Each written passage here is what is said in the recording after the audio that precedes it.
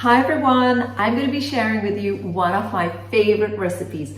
This is homemade granola, easy to make, and when you make your own granola, you know what ingredients you're using. You can change the amount of sweetener you use, the dried fruit you use, the nuts, the seeds, and use whatever your favorite ingredients are to make it the way you like to eat it. So let's get started, and I'm going to show you what to do step by step. So the first thing I want to show you is the oats. I'm using rolled oats, and I've got 5 cups of oats in a baking tray, and into this I'm going to now be adding 1 cup of pumpkin seeds.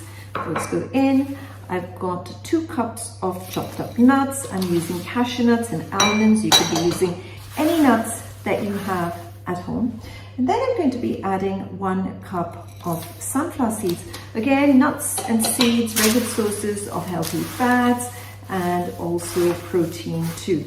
So we just give this a mix, and we can add in some dried fruits. I'm using 3/4 cup of dried cranberries. You could use dates, you could use figs, just use any dried fruit that you like, but not too much of it, because dried fruit is a sweetener, it's a natural sweetener, but we don't want to be having too many sweeteners as well when we are having them.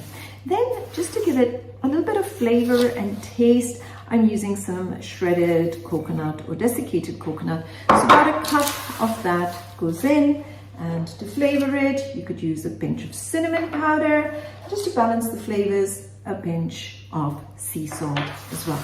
So I just want to combine all the dry ingredients well, and by combining them it means that everything is even and it's not one part has just got the fruit, one part just has got the nuts or the seeds. So just giving this a really good mix now. So that's coming through, and that's done.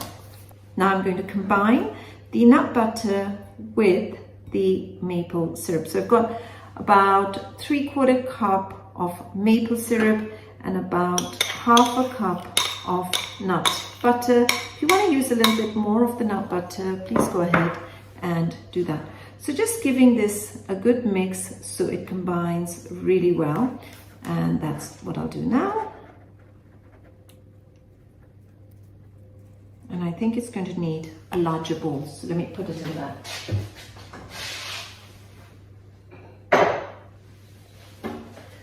Or else it's going to be splashing everywhere.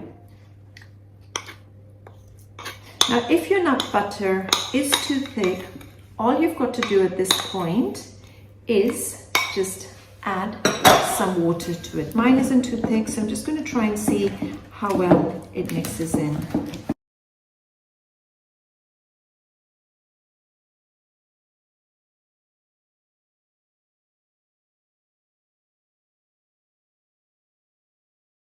So you can see that's combined quickly, and just then mixing the wet mixture with the dry mixture. You want to use your fingers to do this, because then you know it's coated evenly. So just using my fingers is just massaging the nut butter into the granola. Now I do sometimes make a double batch of it, because when I make a double batch, it just lasts for a little bit longer. One of the other plus points of making your own homemade granola is that it's going to save you money. Otherwise you end up spending so much just on these tiny little packets of granola, which just last 2 or 3 days. Well, they just last 2 or 3 days in our home. So now just giving this a quick mix.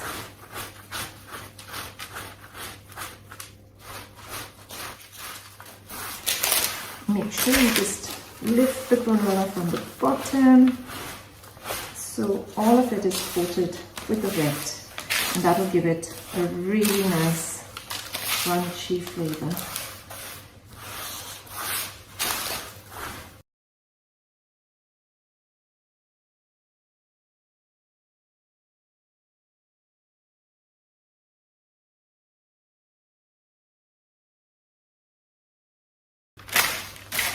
Okay, and then just to make sure you spread it out very evenly on the baking tray, and then I'm just going to put it in the oven at 160 degrees for about 20 minutes, just mixing half the way through.